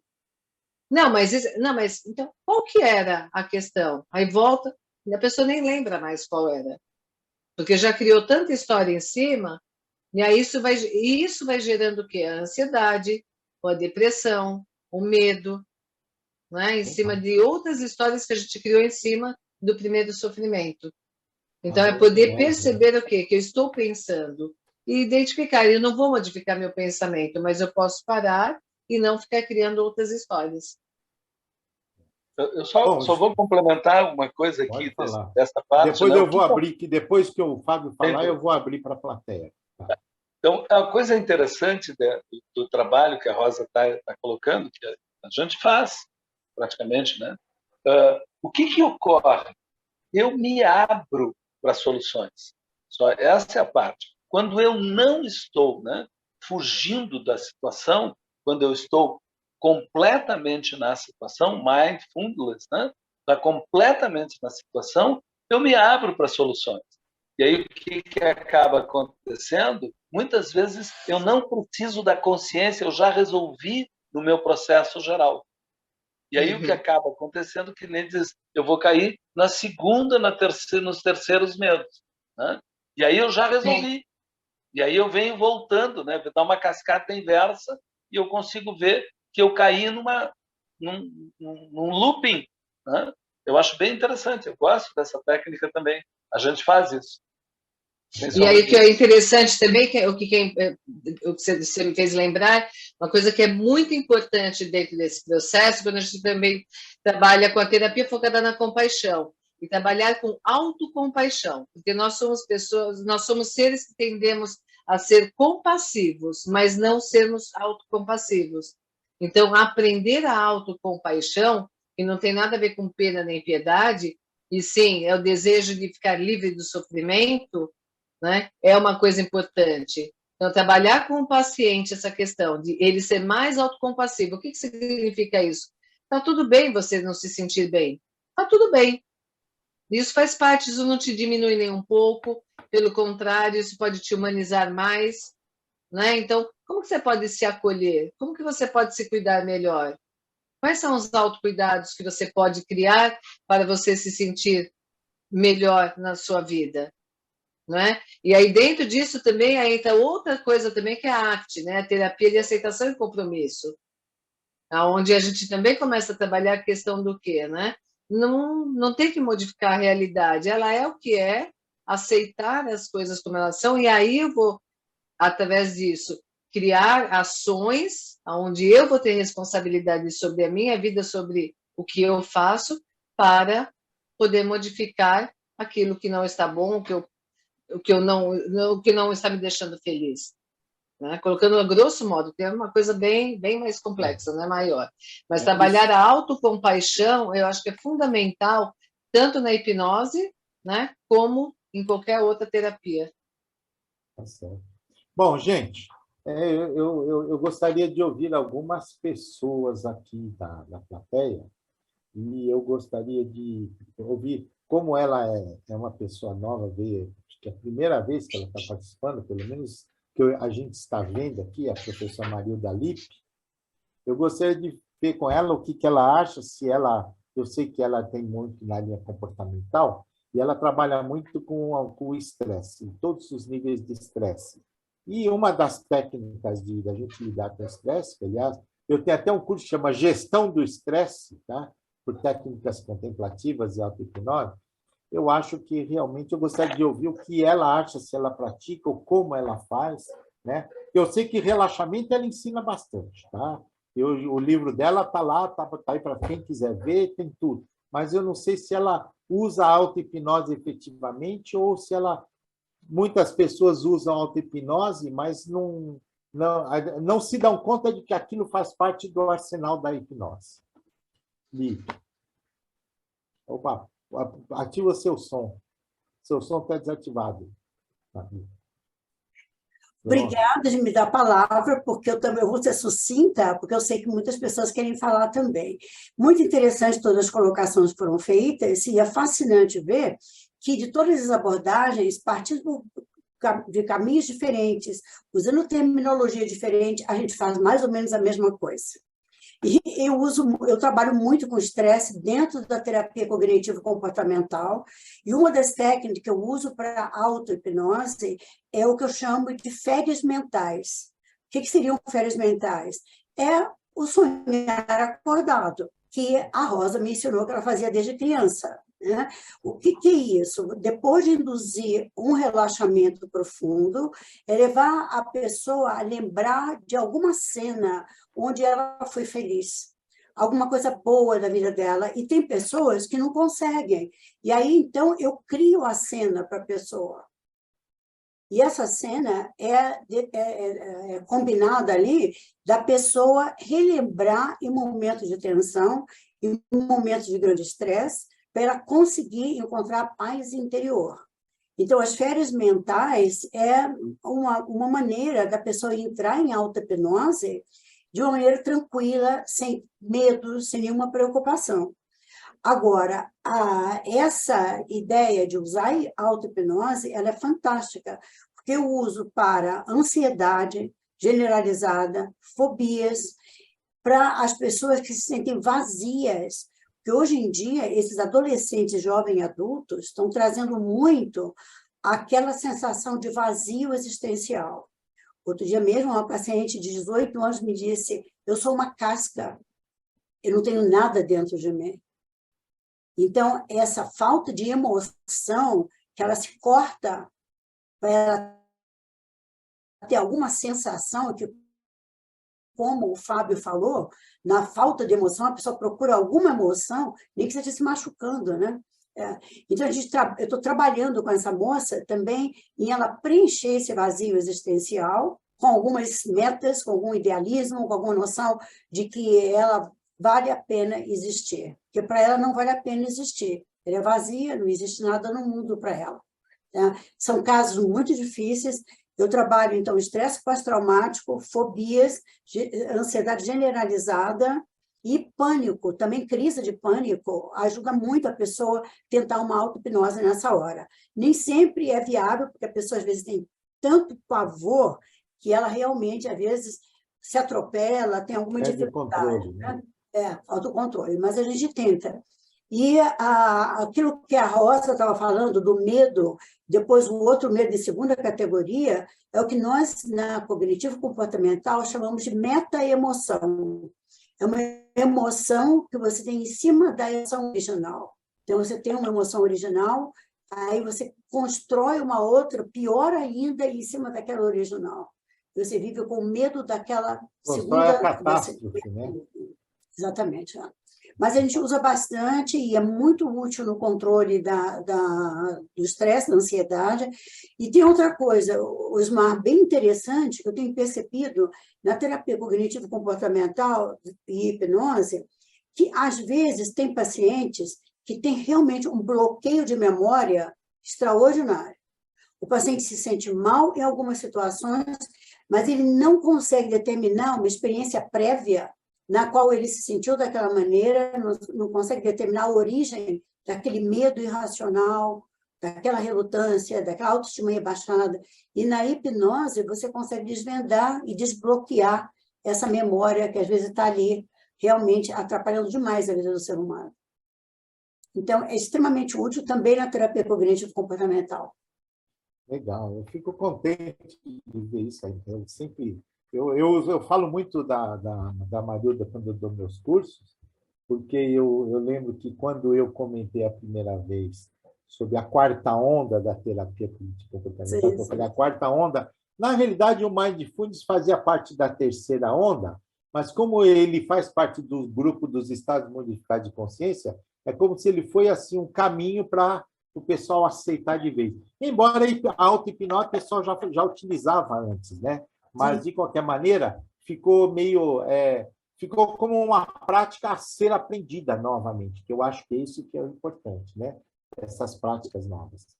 E nós vamos ter um outro congresso que eu vou convidar você também, e você pode falar da quarta onda. Que bom, que bom. Vou falar e vou lembrar que foi você que reafirmou isso para a gente. Eu estava com medo naquele congresso de comentar, falar da quarta onda, eu falei, poxa, o pessoal da cognitivo comportamental vai me matar. Estava eu e o Rodrigo, na época a gente estava preocupado. Mas aí eu gostei quando eu pus você para abrir o congresso, né? Que você fez a palestra de abertura, a conferência de abertura, e aí você comentou daquilo, eu achei interessante, né? Bacana. Ai, que bom. Obrigado, Maria. Estou à disposição. Estaremos Agora juntos. eu vou pedir para a Regina Nora, que está aqui, que está lá em Petrópolis também, para ver o que ela pode falar rapidinho para a gente. Tem mais gente querendo falar aí, eu acho, mas quem quiser falar, depois põe a mãozinha aí para a gente poder saber. Mas, Regina, eu gostaria que você falasse alguma coisinha. Então, Osmar, para mim é assim, uma satisfação muito grande de estar revendo você e conhecendo vários colegas, inclusive o doutor Fábio, né, junguiano, eu também sou junguiana, a Rosa, esses encontros dos inconscientes, né? Eu gostei muito, e é interessante, que eu trago para vocês assim, uma contribuição muito simples, que eu trabalho na auto-hipnose, que são as emoções. E as emoções hoje ganham um campo aqui, né? Emoções, sentimentos, o quanto tudo isso nos afeta, né? Então, quer dizer, do doutor Fábio, eu achei muito interessante, e eu utilizo também a utilização dos símbolos, da imagem, né? Porque o inconsciente, através dos sonhos, ele sempre está nos dando alguma informação. E está sempre linkado com o evento que a pessoa está vivendo, mas não passa nem por perto. Então, através dos sonhos, nós temos essa condição, né, de levar o paciente a um diálogo com o inconsciente dele.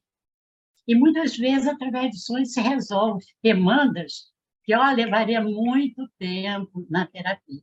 Então, eu gostei muito de ouvir o Fábio e a Rosa também, quando ela coloca que, para mim, o que ela... Não sei se eu vou interpretar, se eu entendi bem, mas quando você fala, né, do que aparece, você me fez lembrar muito da técnica da utilização, que é muito utilizada em Erickson, né? Eu fiz meu mestrado na abordagem ericksoniana no México, com a doutora Teresa Robles, né?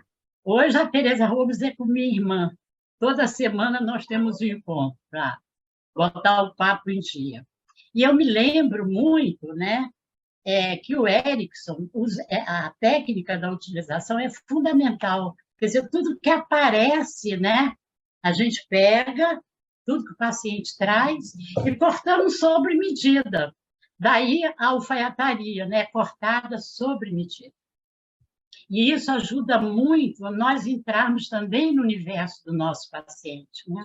Sim. Porque quando eu sinto muito isso em mim, né? Eu sou muito sensitiva também, né? Considero esse aspecto, que todos nós terapeutas temos essa intuição, a sensibilidade muito aguçada.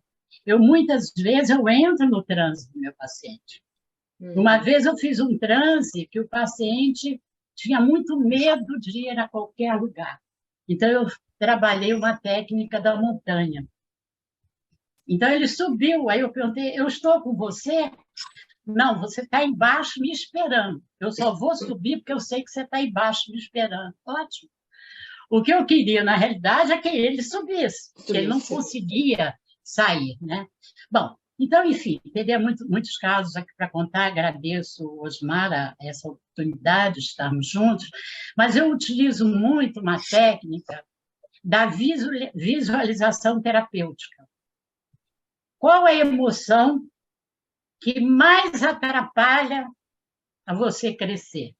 Isso dentro de um transe. O paciente vai lá, vai capturar.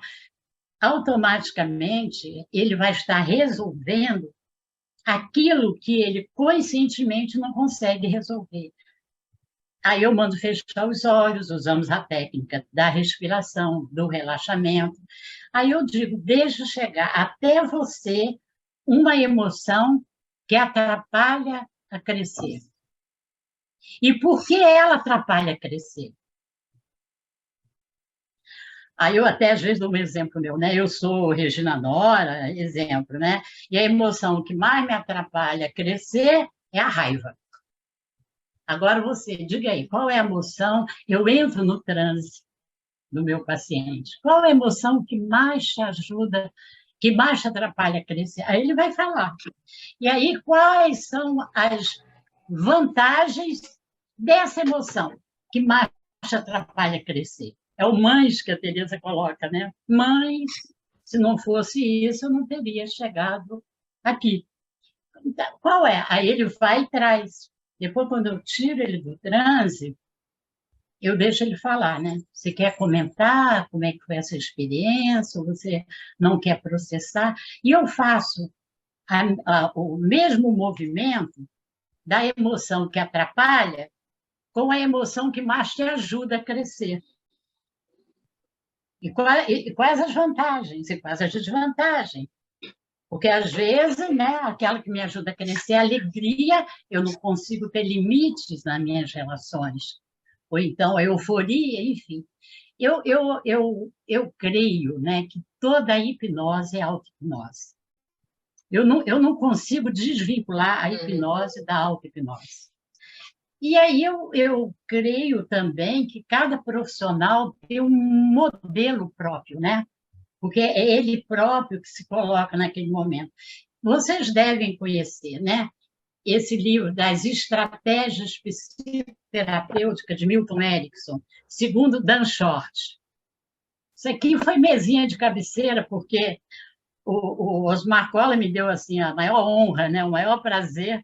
Ele foi professor quando eu estava dirigindo o curso de hipnose natural ericksoniana dentro da Santa Casa, do Rio de Janeiro. Um curso de 10 anos. Nós estamos voltando, hein, doutor Osmar? Estou contando contigo de novo. Preciso muito conversar contigo. Então, o doutor Osmar Colla, ele foi lá na época e deu uma aula brilhante, né? E eu utilizo muito a estratégia dentro do processo da auto-hipnose. Porque Dan Short, ele conseguiu relacionar, porque Erickson não deixou nada bonitinho, né? Ele deixou tudo muito Deixou aí para a gente, cada um, é como ele dizia, né? Não tente me imitar. Porque se você tentar me imitar, você não vai conseguir ser terapeuta. Né? Faça você mesmo o seu próprio modelo.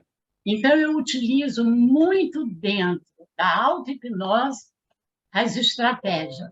Porque aí você vai sentindo também, né, doutor Fábio, a categoria diagnóstica é de Erickson, mas a tipologia psicológica é de Jung, né?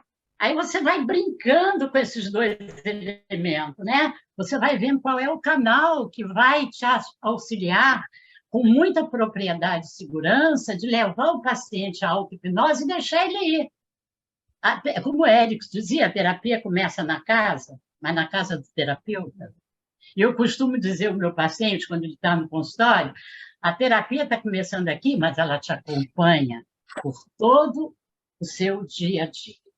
E aí eu sempre deixo uma tarefa, né? A gente sempre deixa um deverzinho de casa, que é a repetição do processo, né? Porque a gente sabe que vai repetindo, muda. A gente ajuda apenas na fomentação da plasticidade neuronal. Nós damos só, né? Agora, desde que o paciente vai encontrando os caminhos a seguir. Eu estou lendo o Bruce Lipton, eu gosto muito dele, e eu acho que é muito oportuno eu trazer isso aqui para vocês. Ele é biólogo, cientista, né? Quando ele diz, quando a percepção ocorre, não só a percepção, quando nós levamos o paciente a ter uma percepção, uma nova percepção, um novo discernimento, ocorre o quê? A bioquímica, as mudanças do organismo. Eu acho isso maravilhoso. E esse livro dele vocês devem também conhecer, não estou trazendo nenhuma novidade para vocês. É interessante isso, porque também foi o criador da epigenética, né? Então, ele faz um caminho... Epigenética. É maravilhoso, né, Osmar? Maravilhoso. Então, passa por aí. Eu teria também uma contribuição do eu sou. Quando eu coloco meu paciente em transe, a Teresa Robles chama de sabedoria universal, né? Ela trabalha muito com a sabedoria universal. E eu levo meu paciente a entrar em contato com o eu sou absoluto do universo. Quando nós conseguimos fazer, né, eu penso, essa junção, né, o paciente ficar alinhado, aí você pode deixar ele passear no imaginário dele, né, ir em caminho da individuação, se ele puder ir, se não puder, para no meio do caminho, como Drummond de Andrade diz, né, tem uma pedra no caminho tem uma pedra. Mas o que eu faço com essa pedra no caminho? Quem sabe é você. Eu estou aqui para caminhar ao seu lado, mas quem vai fazer toda a transformação é você. Eu creio que tem muitas técnicas interessantes de auto-hipnose que a gente pode estar utilizando e eu não consigo me distanciar, que toda hipnose, para mim, é auto-hipnose. Obrigada, Osmar. Obrigada a vocês por me emprestarem o ouvido de vocês, de me ouvirem. Muito obrigada. Obrigado, Regina.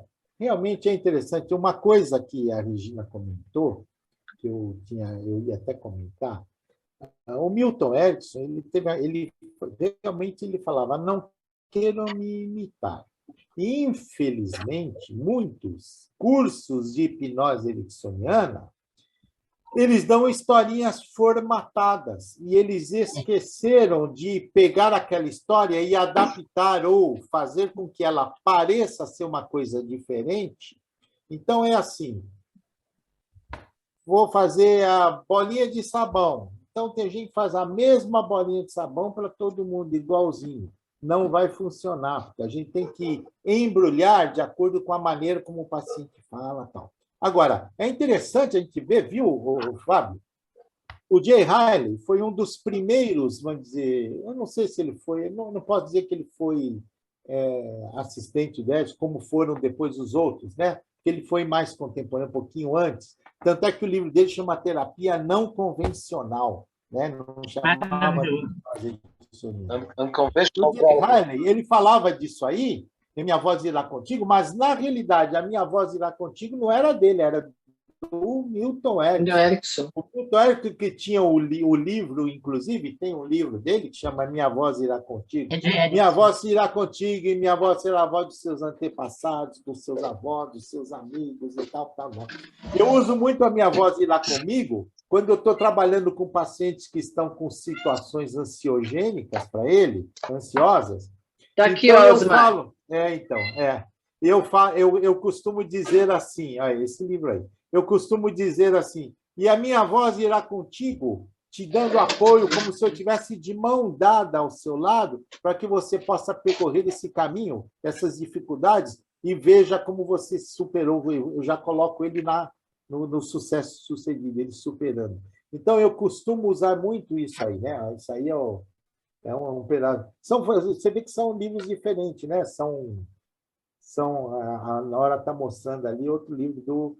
Não, é de Erickson, né? Do Erickson, minha voz irá com você a todas as partes e se converterá na voz de seus pais, de seus mestres, de seus companheiros, no som dos pássaros, da chuva, do rio e do vento. Exatamente. É um quadro que eu tenho no meu consultório.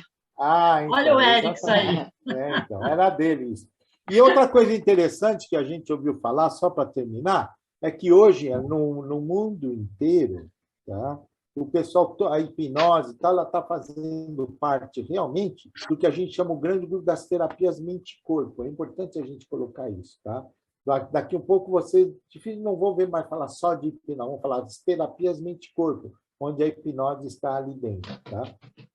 E é interessante também colocar para vocês que as regressões que todo mundo fala e muita gente mistura, atrapalha, será que regressão vira passado, tem a ver com espiritualidade, não sei o que e tal? A série de regressões hoje, a tendência é começar a chamar de resgates cognitivos. Né? Essa experiência do resgate cognitivo, que quando você faz esse resgate cognitivo, muitas vezes a pessoa se absorve naquele resgate, naquela experiência, e quando ela está dentro daquela experiência, ela determina uma neurobiologia de acordo com aquilo e também um estado de humor, emoções e sentimentos dentro daquilo. E fica mais fácil a gente analisar o que o paciente estava sentindo naquele momento real. Isso era só para dar uma elaborada. Alguém mais quer fazer alguma pergunta? Alguém gostaria de falar alguma coisa? Alguém tem a mãozinha aí? Eu não estou vendo a mãozinha. A Rosângela Luquezzi parece que quer falar. Rosângela, você quer falar alguma coisa? Você levantou a mão aí?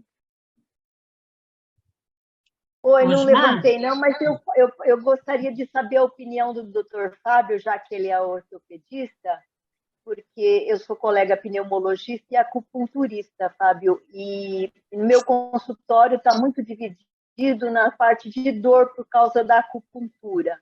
E muitos pacientes que, quando vão me procurar pela dor, muitos deles com dor na coluna lombosacra, quando eu peço um exame de imagem para verificar o estado físico da coluna, da onde tem a dor, eu vejo a discrepância entre a imagem vista e a intensidade da dor.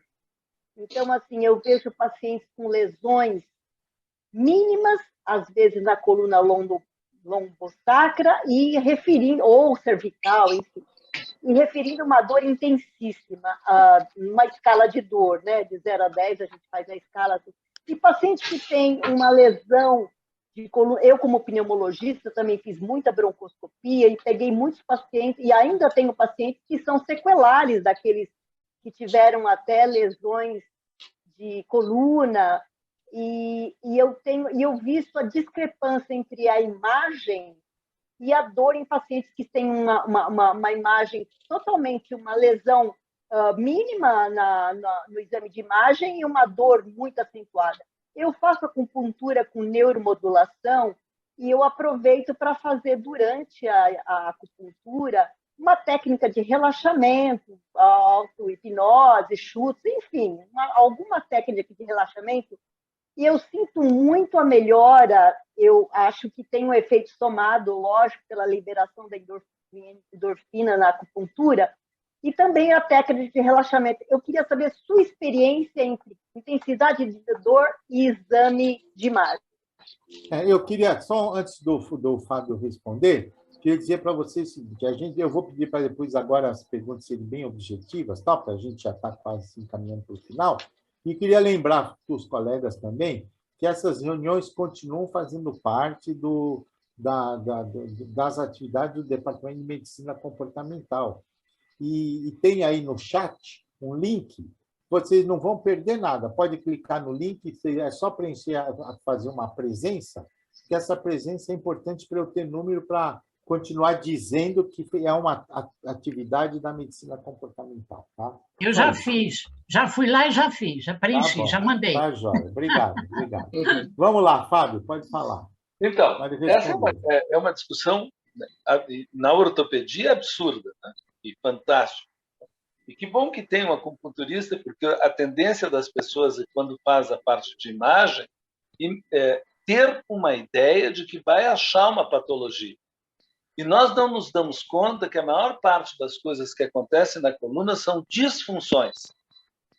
Disfunções significa que tem um processo todo na parte muscular e na parte visceral. Se eu tenho uma alteração de funcionamento visceral, como, por exemplo, na área do estômago, eu vou ter que mandar essa informação e obter uma resposta, né, lá para o cérebro. Como é que isso ocorre? Né? Sai do estômago e entra na vértebra dorsal número 5. Né? E sempre vai entrar na número 5. Então, quando eu tenho uma dor, por exemplo, na parte lombar, né, eu posso procurar a víscera que tem essa continuidade junto. Tem algum barulho junto aqui, né? Então, essa coisa toda vai fazer com que eu olhe uma imagem procurando uma hérnia ou procurando uma compressão, uma destruição, e, na verdade, o que eu tenho é uma disfunção. Esta é a diferença maior de todas as situações. Quanto mais eu entender essa situação, tanto mais a neuromodulação da acupuntura vai funcionar. Por quê? Porque eu vou pegar um metâmero, eu vou pegar uma área específica, muitas vezes até do dermátomo, né? E vou fazer uma estimulação de tal forma que a disfunção caia numa autorregulação. Porque eu vou trabalhar lá na base do início todo do funcionamento da dor. Né? Quando eu tenho... vamos ver se eu consigo fazer mais claro. Quando a gente tem uma alteração na área gástrica, a primeira resposta que tem de autodefesa da modulação neurológica é uma resposta em abertura do estômago, área perto dele, com retificação da coluna dorsal. Para quê? Para que o estômago tenha mais espaço. Ele está percebendo que tem um processo inflamatório, precisa de espaço, vascularização e uma série de coisas para autorregulação. Só que quando eu faço a retificação e tento me movimentar, eu entro em contratura. E aí eu pioro todo o meu estado. Tá? Quando eu faço a colocação das agulhas dentro de um sistema de neuromodulação, eu desarmo esse sistema. O problema é que ele não fica. A não ser que eu mexa no estado visceral dele, nessa alteração que pode ser uma área puramente de estresse emocional. Fica mais claro? Se não entender, eu repito. Não, sim, sim. É que, para mim, fica muito claro, sabe? Certo. Eu sei que, às vezes, é muito complicado. Agradeço, ele é interessante. Obrigada, Fábio. Ora, por favor. Obrigado. Agora eu vou dar a palavra para o Sérgio Henrique, Sérgio que levantou a mãozinha. Vou falar e depois disso nós vamos encaminhar para a finalização, que eu estou feliz que hoje poucas pessoas, só uma pessoa desistiu antes de terminar. Então, é sinal que a reunião está boa, né? Então, vamos, Fábio, pode... Sérgio, pode falar. Falar uma coisa que eu acho que é bacana, que eu costumo fazer também para orientar o pessoal lá com relação à auto-hipnose, primeiro fazer uma hypnoeducation, né? Educar o que é realmente a hipnose, para ele entender que não é um processo complexo. Então, ele entender que a auto-hipnose nada mais é do que a alteração das ondas cerebrais, do trabalho do sistema parasimpático, e aí mostrar técnicas rápidas ou mais lentas, dependendo da situação, se for um aluno de faculdade ou colégio ou concurseiro, por exemplo, eu vou ensinar técnicas rápidas para ele usar lá no momento da prova, que é justamente, inclusive, foi a tese, o tema da minha tese de doutorado.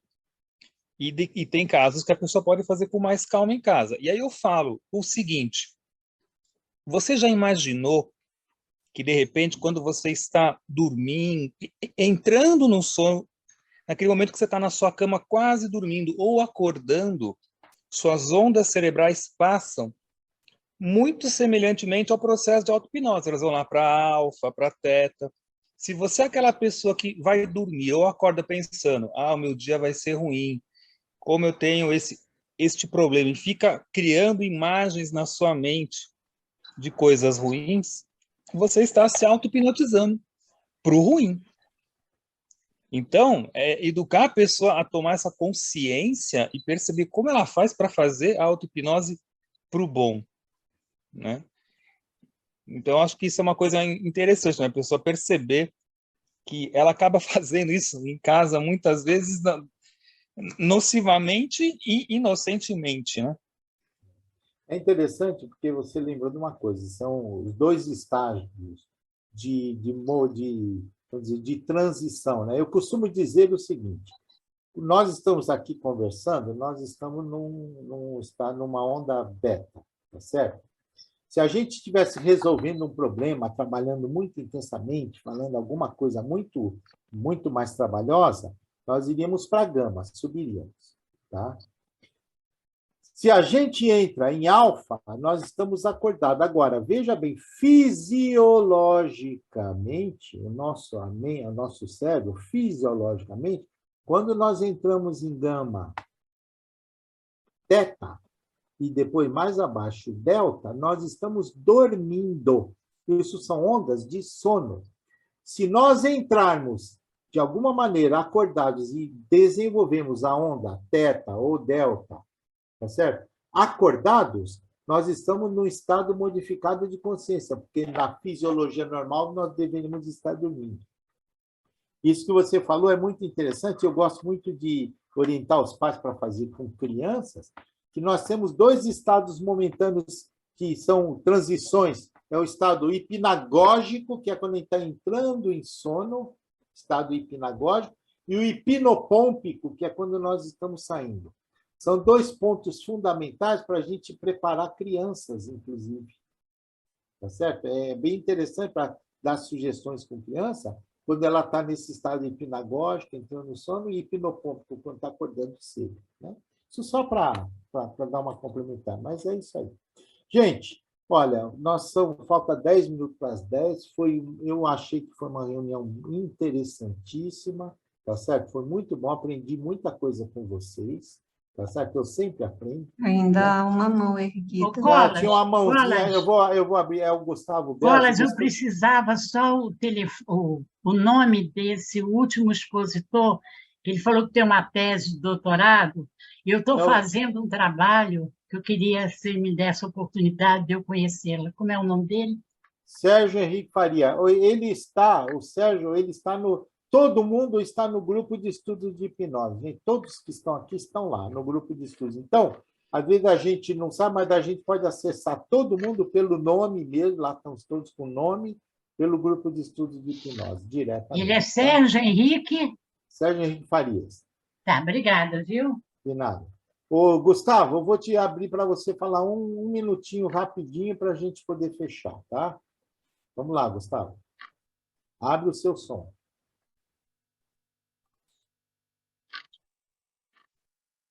Fala, Gustavo. Vamos lá. Está me ouvindo? Alô? Bom, está escutando? Tá, estamos escutando. Vamos lá. É isso aí. Dá uma boa noite para você. Eu vou começar a fazer hipnose. Faz 2 meses que eu comecei. Começaram a aparecer pacientes, então Eu agradecer a você por tudo e dar uma boa noite para você, só isso. Só isso. Então tá bom, obrigado. E vou estender esse boa noite para todos que estiveram com a gente até agora. Legal. Principalmente a Marilda, que eu sei que ela está super atarefada, a Regina, mas todo mundo aqui tem aquele seu horarinho que a gente pode trocar informação à noite, gostoso, e eu acho que foi uma noite bem gostosa e proveitosa. Obrigado a todos e até o próximo mês, gente. Uma boa noite. Obrigada, boa noite. Boa noite a todos, obrigada. Boa noite, obrigada. Obrigado, Mário. Obrigada. Tchau. Beijo, Osmar. Tchau, obrigada. Boa noite. Tchau.